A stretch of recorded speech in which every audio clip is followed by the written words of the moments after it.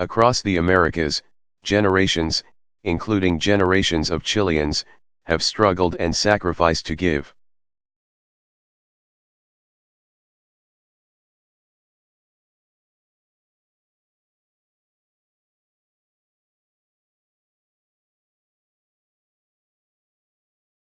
Meaning to these words ordinary men and women who dared to speak their mind, activists who organized new movements.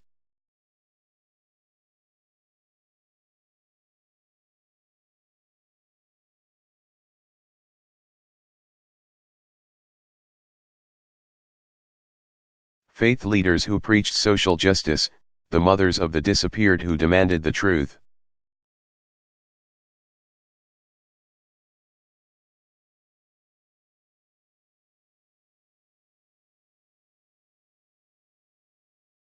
Political prisoners who rose to become presidents, and, even now, Las Damas de Blanco, who march in quiet dignity.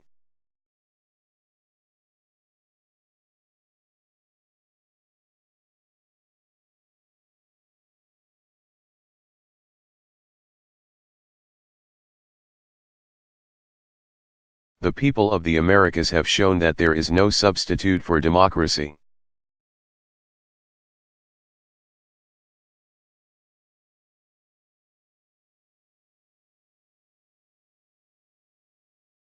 As governments, we have then an obligation to defend what has been won.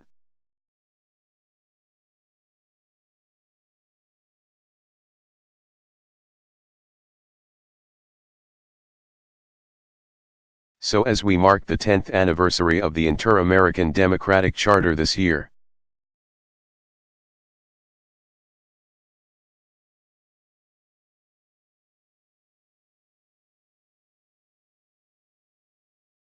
let's reaffirm the principles that we know to be true.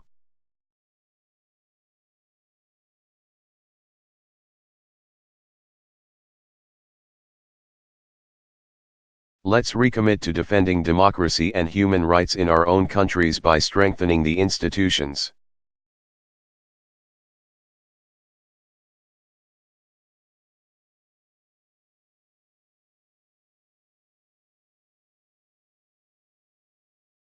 That democracy needs to flourish free and fair elections in which people choose their own leaders.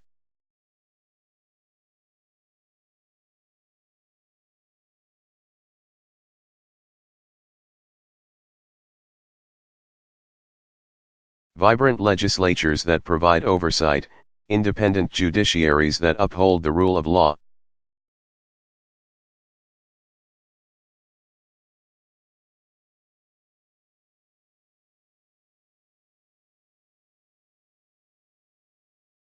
A free press that promotes open debate, professional militaries under civilian control.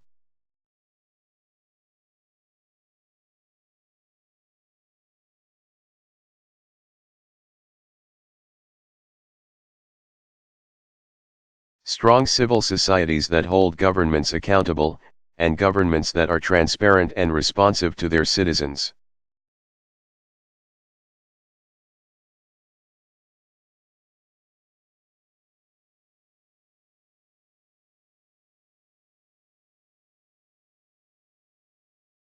This is what makes a democracy.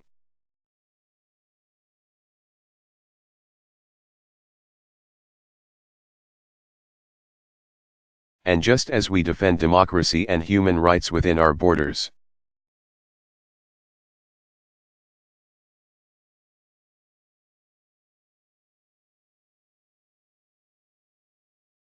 let's recommit to defending them across our hemisphere.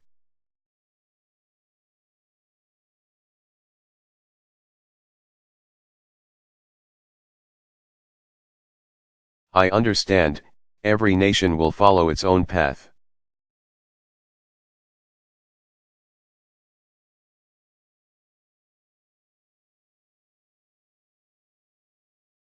No nation should impose its will on another.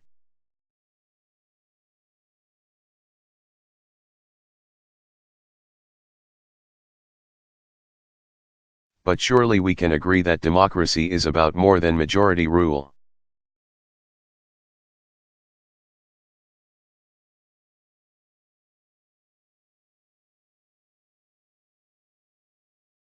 That simply holding power does not give a leader the right to suppress the rights of others.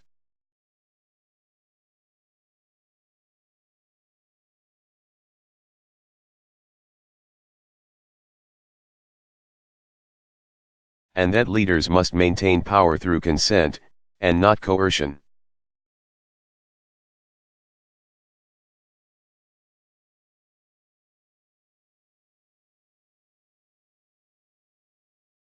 We have to speak out when we see those principles violated.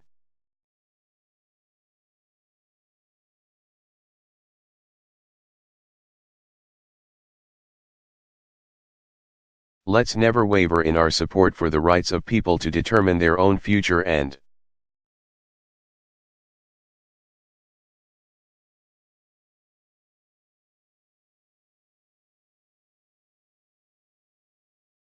yes, that includes the people of Cuba.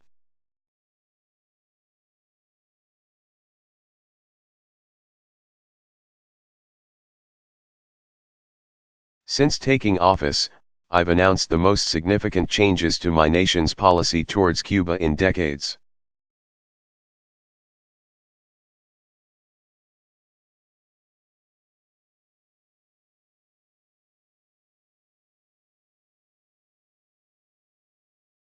I've made it possible for Cuban Americans to visit and support their families in Cuba.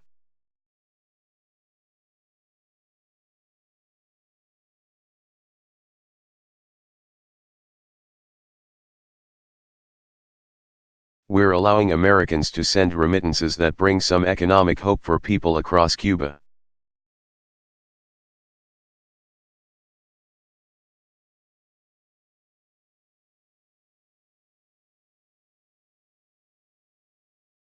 As well as more independence from Cuban authorities.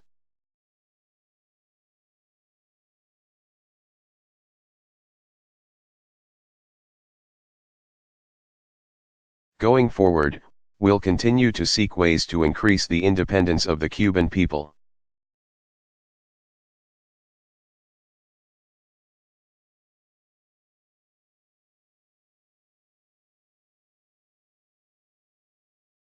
Who I believe are entitled to the same freedom and liberty as everyone else in this hemisphere.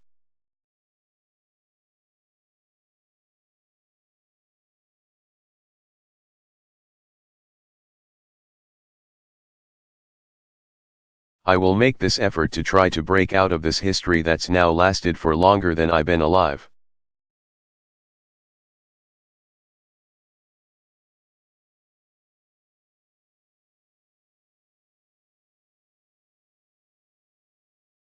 But Cuban authorities must take some meaningful actions to respect the basic rights of their own.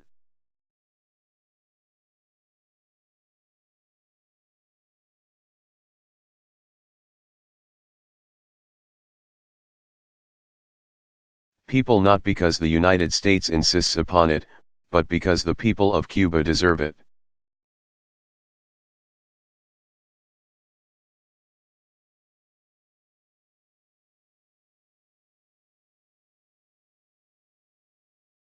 No less than the people of the United States or Chile or Brazil or any other country deserve it.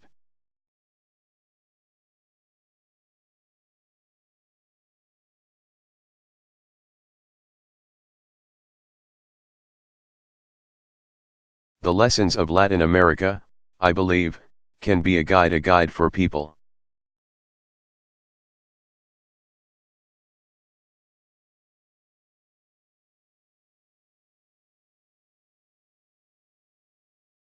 Around the world who are beginning their own journeys toward democracy.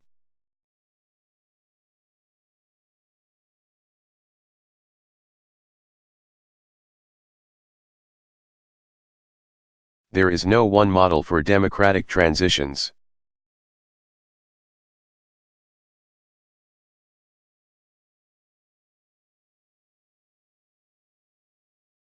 But as this region knows, successful transitions do have certain ingredients. The moral force.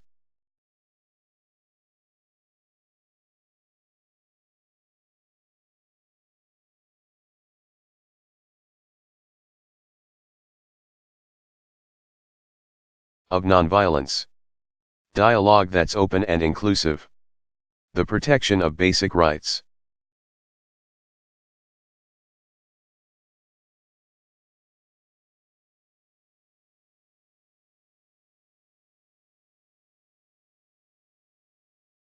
Such as peaceful expression and assembly. Accountability for past wrongs. And matching political reform with economic reform.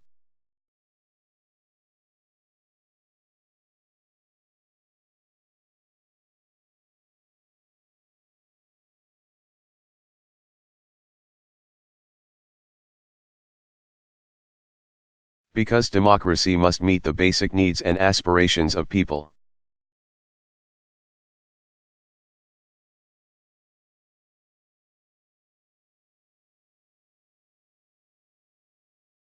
With decades of experience, there's so much Latin America can now share how to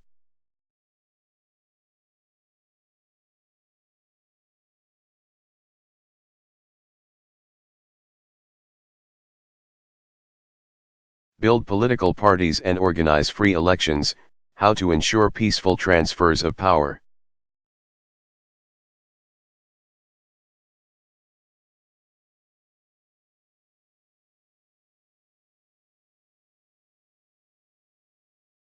How to navigate the winding paths of reform and reconciliation.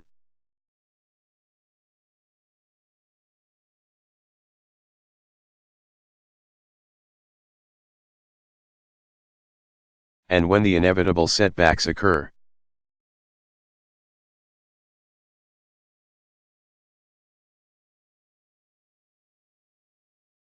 You can remind people to never lose sight of those guiding stars of which Pablo Neruda spoke: struggle, but also hope.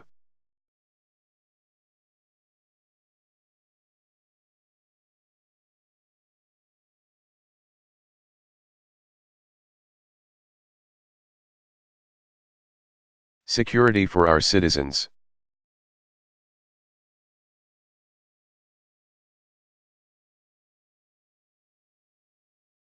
Trade and development that creates jobs, prosperity, and a clean energy future.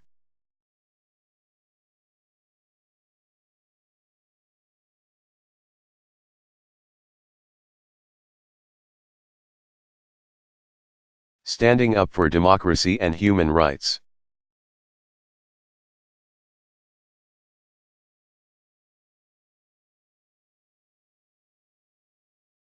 These are the partnerships that we can forge together here in the Americas but also around the world.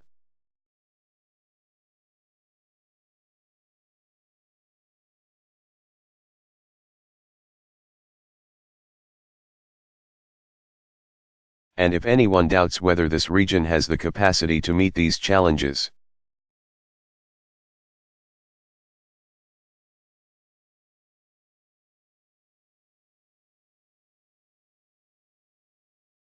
they need to only remember what happened here in Chile only a few months ago.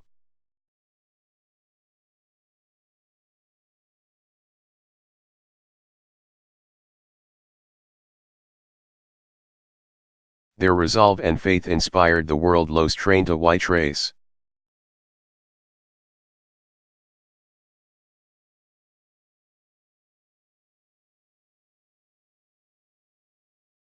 I don't need to tell you the story.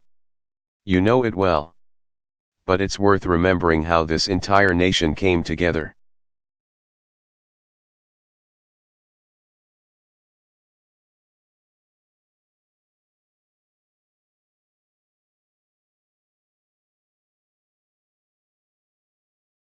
Across government, civilian and military, national and local.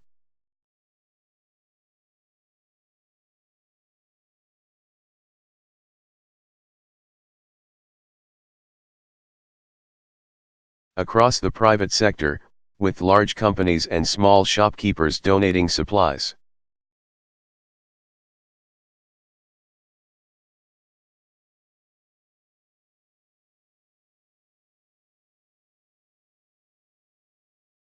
And across every segment of Chilean society, people came together to sustain those men down below and there.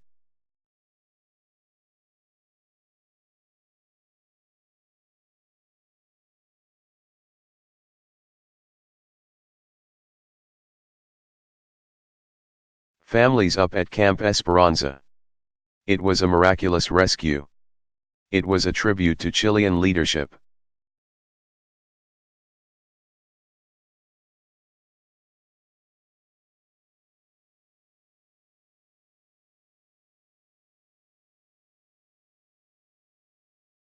And when, finally, Luis Urzúa emerged, he spoke for an entire nation when he said, "I am proud to be Chilean."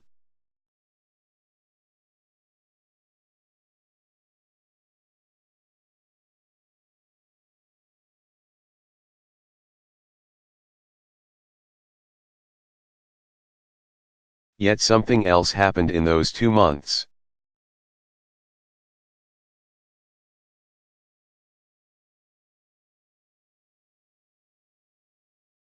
The people and governments of Latin America came together to stand with a neighbor in need.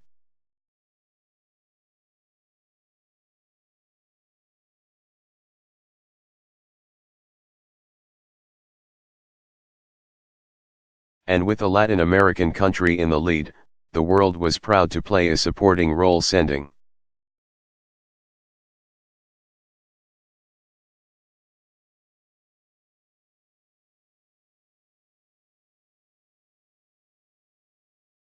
workers from the United States and Canada, rescue equipment from Europe, communications gear from Asia.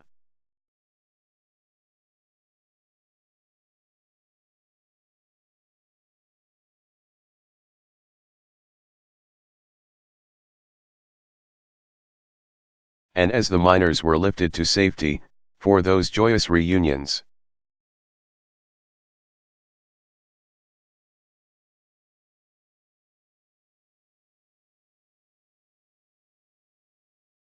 it was a truly global movement, watched and celebrated by more than 1 billion people.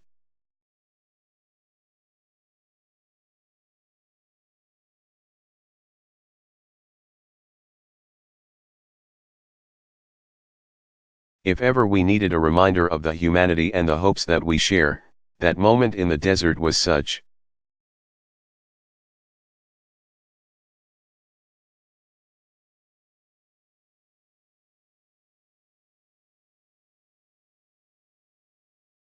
When a country like Chile puts its mind to it, there's nothing you can't do.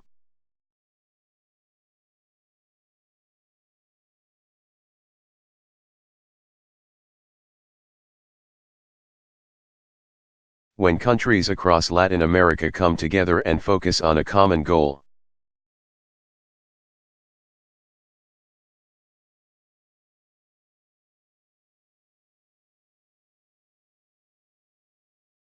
When the United States and others in the world do our part, there's nothing we can't accomplish together.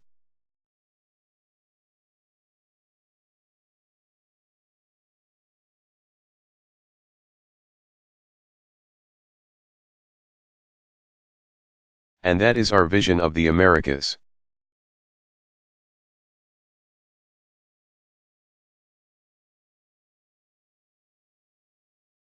This is the progress we can achieve together.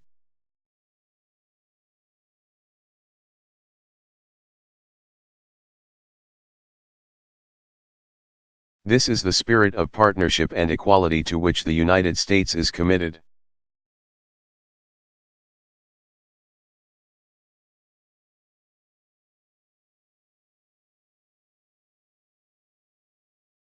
I am confident that, working together, there is nothing we cannot achieve.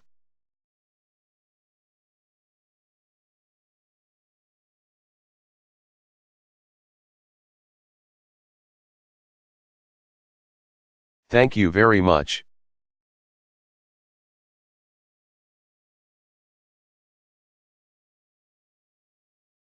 Muchas gracias.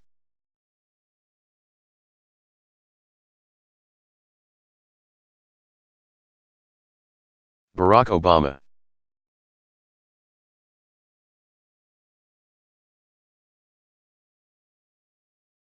First address at the Central Intelligence Agency.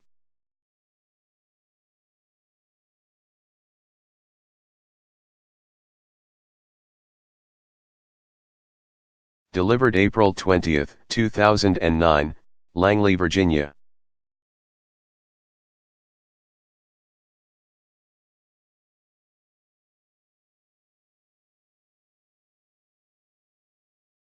Thank you for the extraordinary welcome.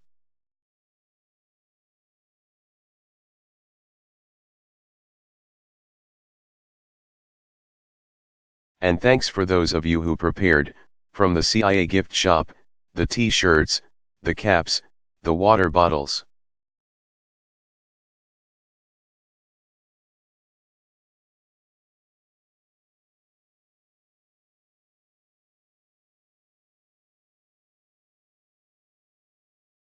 Michelle and the girls will appreciate that very much.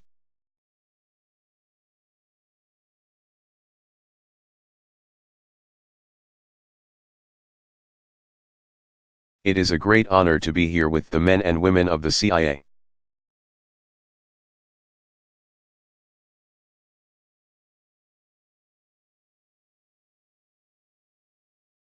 I've been eager to come out here to Langley for some time so I can deliver.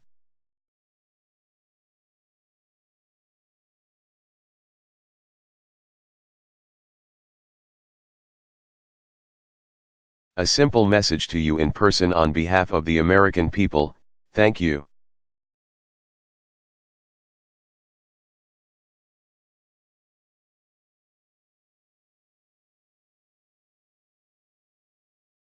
Thank you for all the work that you do to protect the American people and the freedom that we all cherish.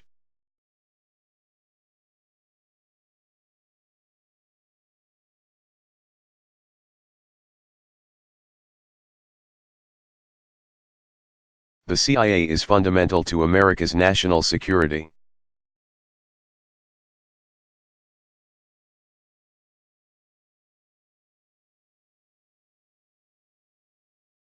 And I want you to know that that's why I nominated such an outstanding public servant and close friend.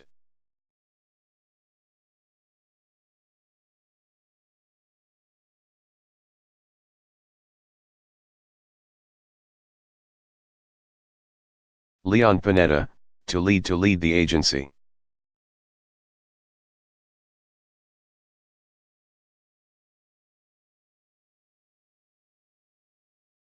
He is one of our nation's finest public servants. He has my complete confidence. And he is a strong voice in my national security team.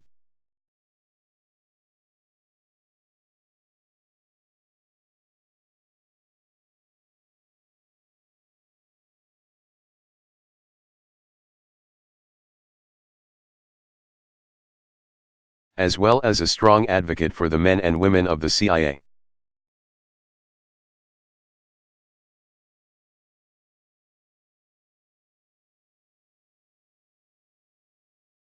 I also benefit from the counsel of several agency veterans, chief among them.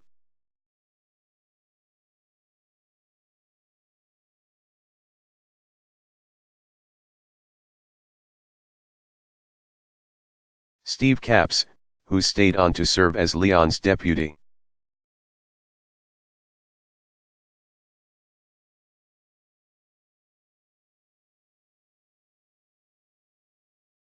He's done outstanding work.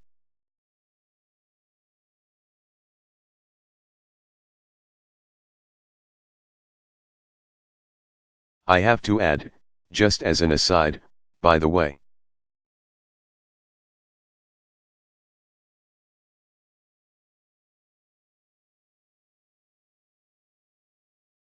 I just met with a smaller group of about 50, so we could have a dialogue.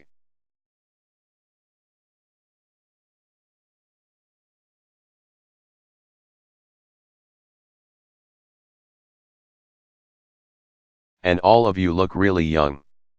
And so to have a gray beard literally.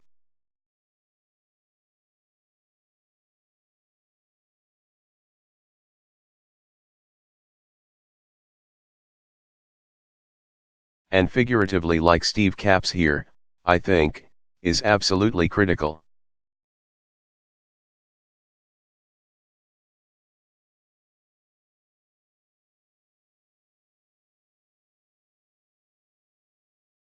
I also want you to know that we have one of your own, John Brennan,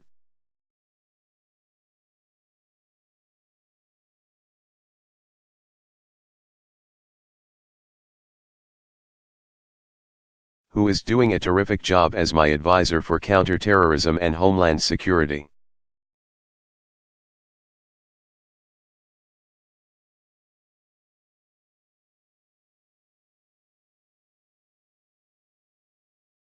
And we are very grateful for the work that he does and the insights that he brings.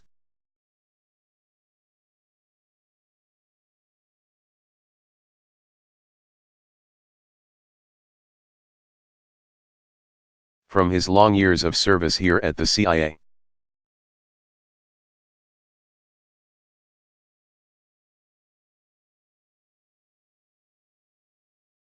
And I would be remiss if I didn't mention the extraordinary former CIA officer and Director of Central Intelligence,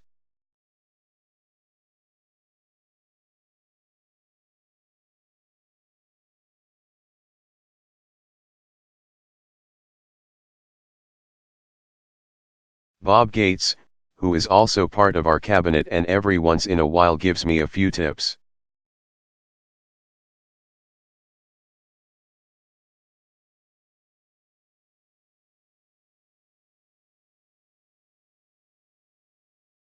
So let me share with you just a few thoughts about the situation in which we find ourselves.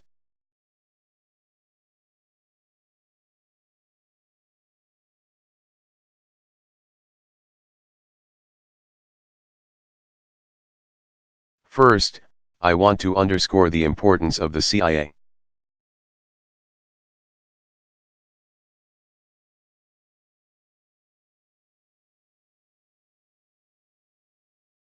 When the CIA was founded, you were focused on one overarching threat, the Soviet Union.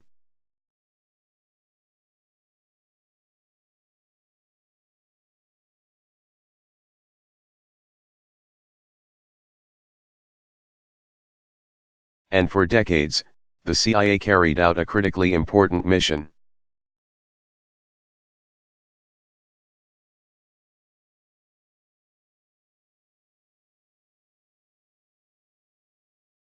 And with the end of the Cold War, some wondered how important the CIA would be to our future. Now we know.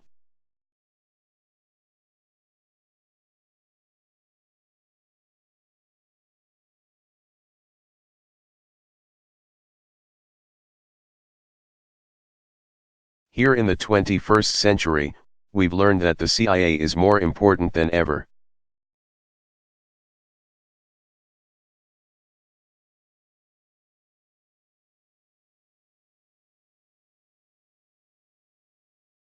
For as Leon mentioned, we face a wide range of unconventional challenges, stateless terrorist networks like Al-Qaeda,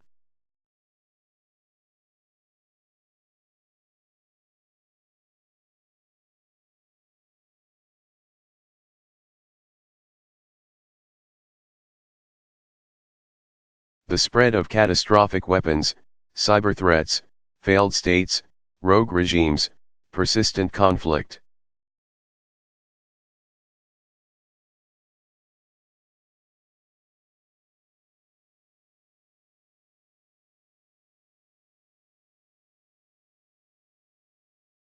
And now we have to add to our list piracy.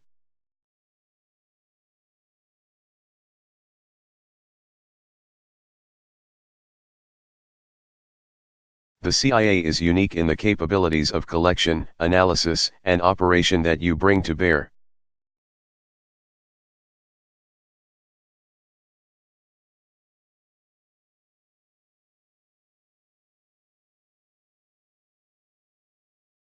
So you are an indispensable tool.